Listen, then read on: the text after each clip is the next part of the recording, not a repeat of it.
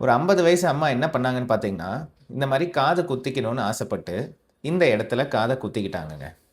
அவங்களுக்கு இந்த மாரி காது குத்துன இடத்துல ஒரு சதை மாரி வளர்ந்துருச்சு. இந்த சதை எல்லாருக்கும் வளருமா அப்படின்னு கேட்டா, இல்லங்க.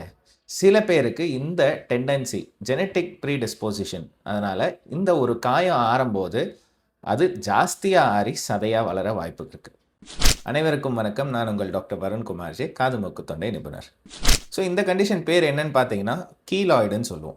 சில பேரு ஹார்ட் ஆப்பரேஷன் பண்ணதுக்கப்புறம், பைபாஸ் சர்ஜரி பண்ணதுக்கப்புறம், இந்த இடத்துல தழும்பு பெருசா தெரியும்.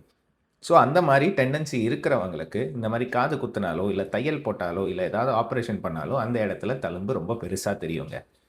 ஸோ இதுக்கு என்ன வைத்தியம்னு பார்த்தீங்க அப்படின்னா, மோஸ்ட் ஆஃப் த பேஷண்ட்ஸ் வந்து காஸ்மெட்டிக் ரீசன்க்காக தான் வருவாங்க. இவ்வளோ பெரிய சதை அசிங்கமா தெரியுதுன்னு.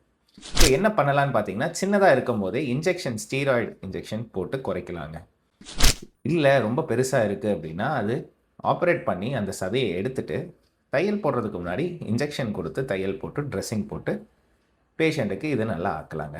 ஆனா, இது திரும்பவும் வளர சான்சஸ் ரொம்ப அதிகம். கிட்டத்தட்ட ஒரு 15லேருந்து 20%.